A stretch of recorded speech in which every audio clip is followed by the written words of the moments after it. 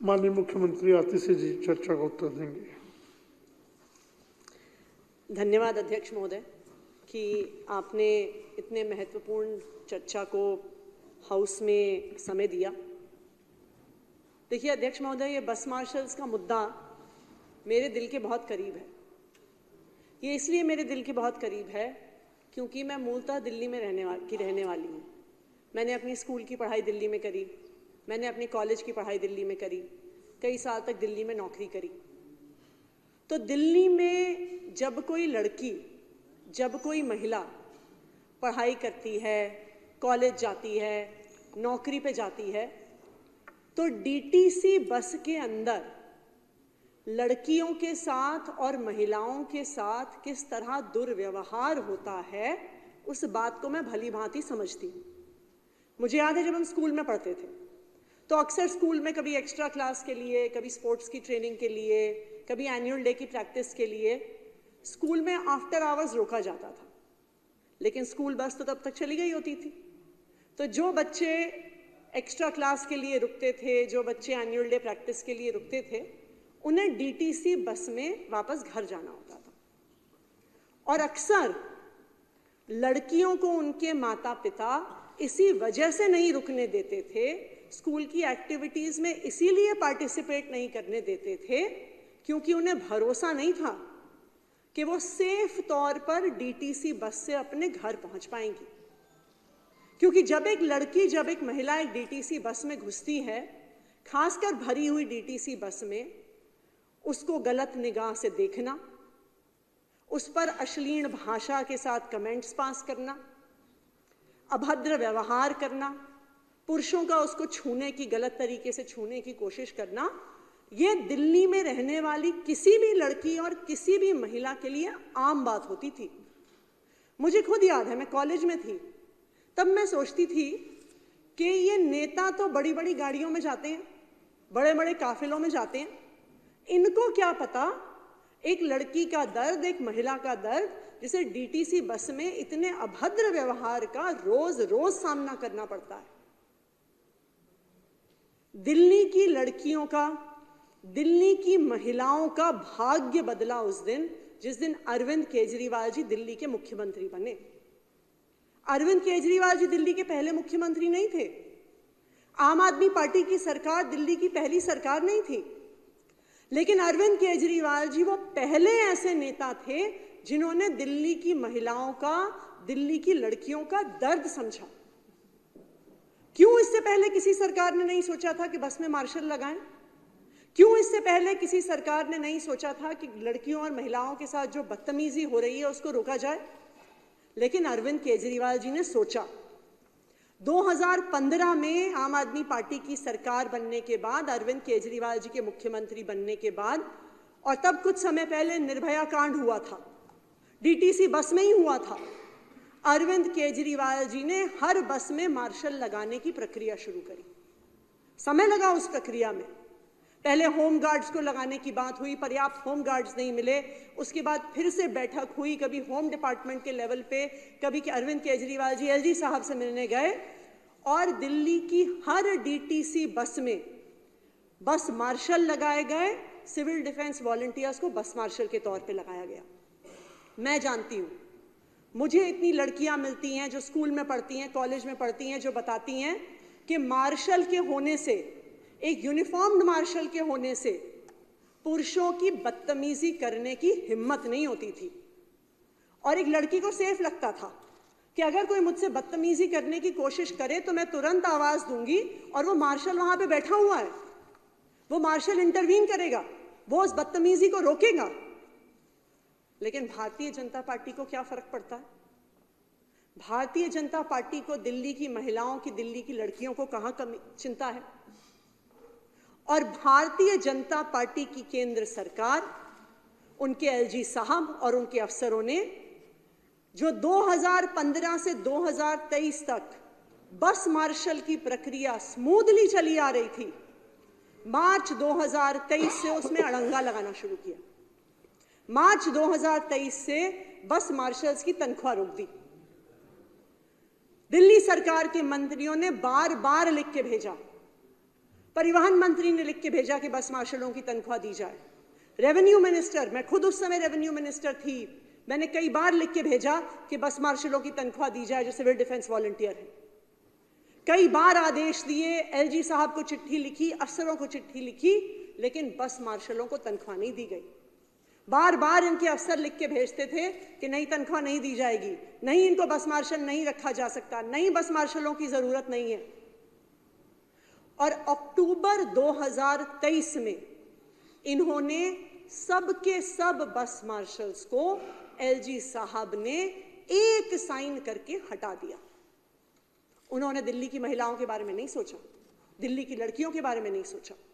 उन्होंने, आज यहां पे कई बस मार्शल्स बैठे भी हुए हैं, इन्होंने इन 10,000 लड़के लड़कियों और उनके परिवारों के बारे में नहीं सोचा कि इनका क्या होगा। विजेंद्र गुप्ता जी बार बार कह रहे हैं कि अरविंद केजरीवाल जी ने बोला, अरविंद केजरीवाल जी ने बोला, तो इसलिए एलजी साहब ने हटा दिया। मैं विजेंद्र गुप्ता जी को, क्योंकि इतनी अरविंद केजरीवाल जी की चिट्ठियां पढ़ने का शौक है, तो मैं उनको ये भी कहूंगी कि अरविंद केजरीवाल जी ने 20 अक्टूबर 2023 को जो फाइल भेजी एलजी साहब को, वो भी पढ़िएगा, वो भी पढ़िएगा। उसमें उन्होंने, सुनिए, स्पष्ट तौर पर कहा कि जो भी बस मार्शल बस में काम कर रहे हैं उनको नहीं हटाया जाना चाहिए 20 अक्टूबर को। और यह भी कहा कि जिन अफसरों ने इनकी तनख्वाह रोकी, चाहे वो अश्विनी कुमार जी हों, तब डिविजनल कमिश्नर थे, चाहे आशीष वर्मा जी हों जो फाइनेंस सेक्रेटरी थे, चाहे आशीष कुंद्रा जी हों जो परिवहन सचिव थे, सब पे एक्शन लिया जाए। तो जो 20 अक्टूबर की चिट्ठी थी जिसमें अरविंद केजरीवाल जी ने लिखा कि एक भी बस मार्शल नहीं हटना चाहिए, उससे एलजी साहब को कोई फर्क नहीं पड़ा। 27 अक्टूबर को, क्योंकि तब तक ये बात फैल गई कि ये बस मार्शल को हटाने वाले हैं, अरविंद केजरीवाल जी ने पुनः एलजी साहब को चिट्ठी लिखी कि बस मार्शल्स महिलाओं की सुरक्षा के लिए बहुत जरूरी हैं और ये 10,000 लड़के लड़कियां गरीब परिवारों से आते हैं, इनको ना हटाया जाए। फिर भी एलजी साहब के कान पे कोई जू नहीं रहेंगी।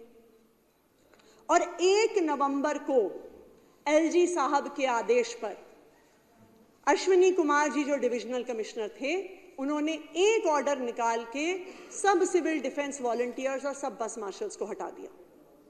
मैं रेवेन्यू मिनिस्टर थी उस समय, मैंने उनको तुरंत चिट्ठी लिखी कि अगर आप सीडीवीज को हटा भी रहे हैं, लेकिन जो बस मार्शल के तौर पे काम कर रहे हैं उनको ना हटाया जाए, क्योंकि महिलाएं असुरक्षित हो जाएंगी।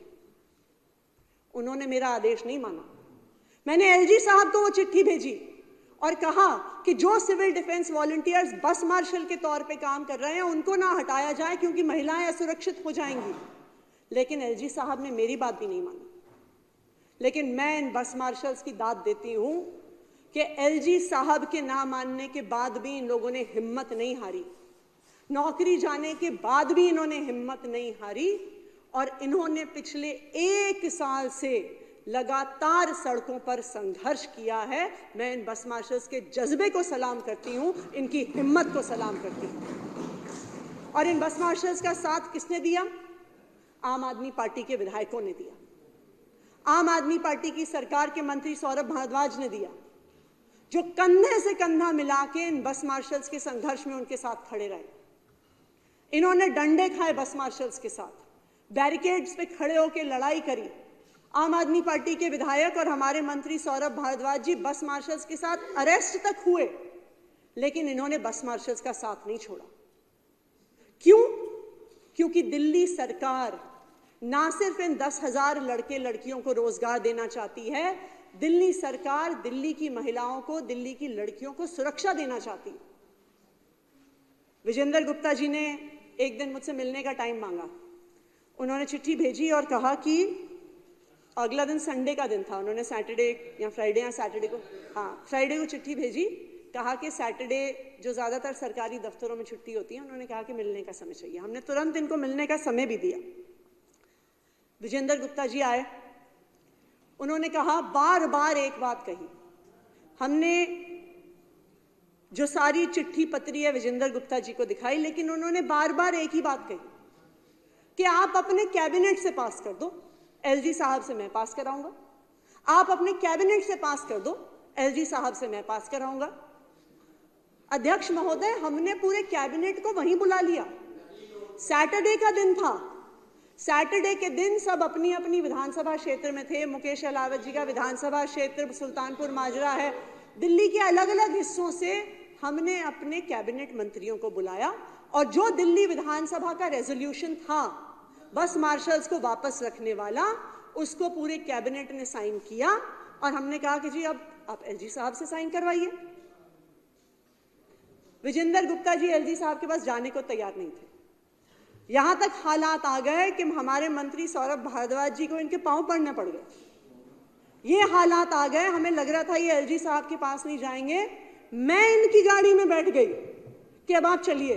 और मैं ये भी आपको बता दूं कि जब हम दिल्ली सचिवालय से निकलते हैं तो एलजी साहब के घर ऑफिस जाने के लिए राइट टर्न लेना होता है।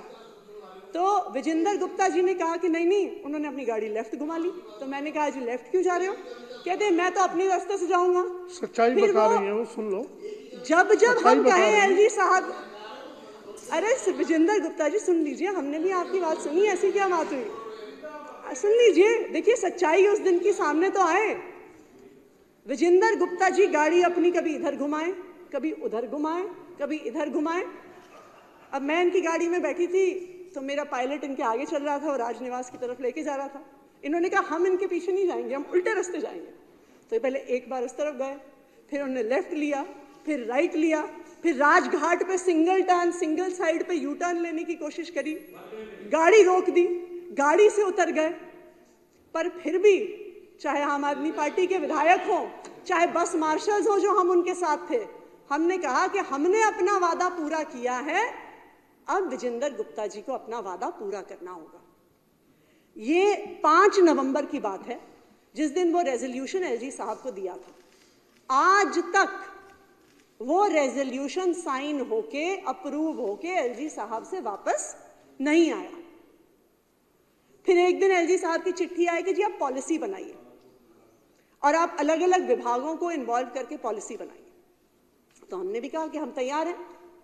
तो हमने एक नोट लिख के दिया जो ट्रांसपोर्ट डिपार्टमेंट के सचिव साहब हैं कि हम एक ग्रुप ऑफ मिनिस्टर्स बनाएंगे और वो ग्रुप ऑफ मिनिस्टर्स पूरी पॉलिसी बना देगा जो पास कर देंगे। तो जो हमारे सचिव हैं ट्रांसपोर्ट डिपार्टमेंट के, उन्होंने 6/11/2024 6 नवंबर को जब हमने कहा कि पॉलिसी बनाने के लिए हमें ग्रुप ऑफ मिनिस्टर्स बनाना है, उन्होंने बिल्कुल साफ साफ शब्दों में लिख के दिया कि ये जो बस मार्शल्स का मुद्दा है ये सर्विसेज में आता है जो एलजी साहब के अधीन है और लॉ एंड ऑर्डर में आता है जो भी एलजी साहब के अधीन है। तो जो भी पॉलिसी बनेगी वो एलजी साहब को ही बनानी होगी। ये मैंने नहीं कहा, ये हमारे मंत्रियों ने नहीं कहा, ये केंद्र सरकार द्वारा अपॉइंटेड आईएएस अफसरों ने कहा कि ये सर्विसेज और लॉ एंड ऑर्डर का मैटर है। तो फिर भी क्योंकि दिल्ली की सरकार बस मार्शल्स को पक्का करने के लिए कमिटेड है, हमने एक ऑल मिनिस्टर्स मीटिंग बुलाई और एक डिटेल्ड प्रस्ताव बस मार्शल्स को पक्का करने का बनाया। और हमने ये भी कहा, जो बहुत जरूरी बात है, कि जो ये डिटेल्ड प्रस्ताव है जो फाइनली एलजी साहब और अफसरों के थ्रू होगा, इसको तो बनने में समय लगेगा। हो सकता है 2 महीने लगे, हो सकता है 3 महीने लगे, हो सकता है 6 महीने लगे। तब तक ये बस मार्शल कहाँ जाएंगे?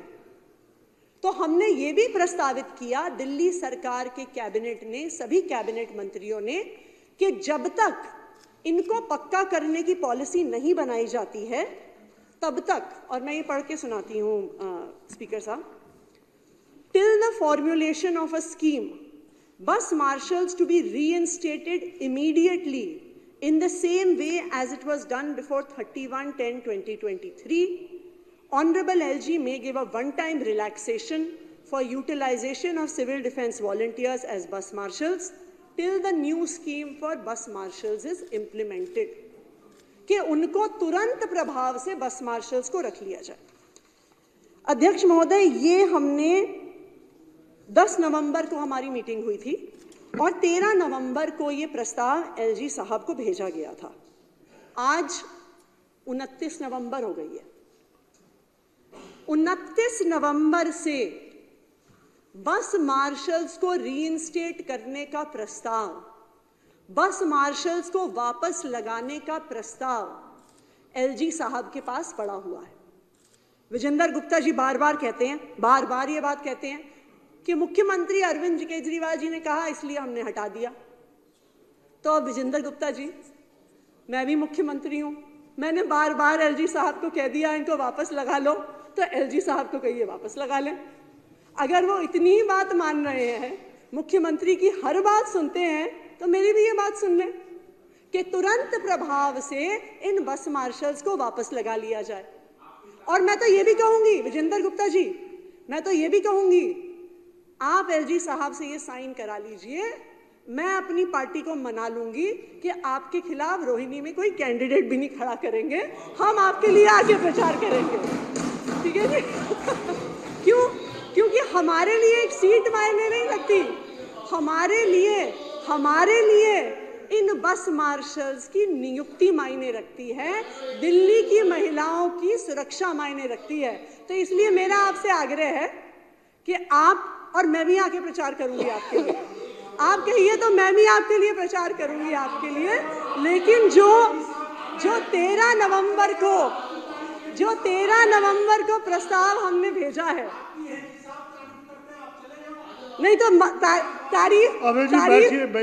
तारीफ करने के अलावा हमारी बात भी मान लें और इन बस मार्शल्स को वापस नौकरी दे दें। तो मेरा, भारतीय जनता पार्टी के कई विधायक तो यहाँ पे नहीं है, पर एलओपी विजेंद्र गुप्ता जी यहाँ पे मौजूद हैं, मेरा उनसे यही आग्रह है कि जो 13 नवंबर को दिल्ली सरकार के कैबिनेट द्वारा ऑल मिनिस्टर्स की रिपोर्ट और रिकमेंडेशन एलजी साहब को गई है, एलजी साहब उसे पास कर दें और तुरंत प्रभाव से सारे बस मार्शल्स को दिल्ली की बसों में वापस लगाया जाए। Thank you. बहुत धन्यवाद।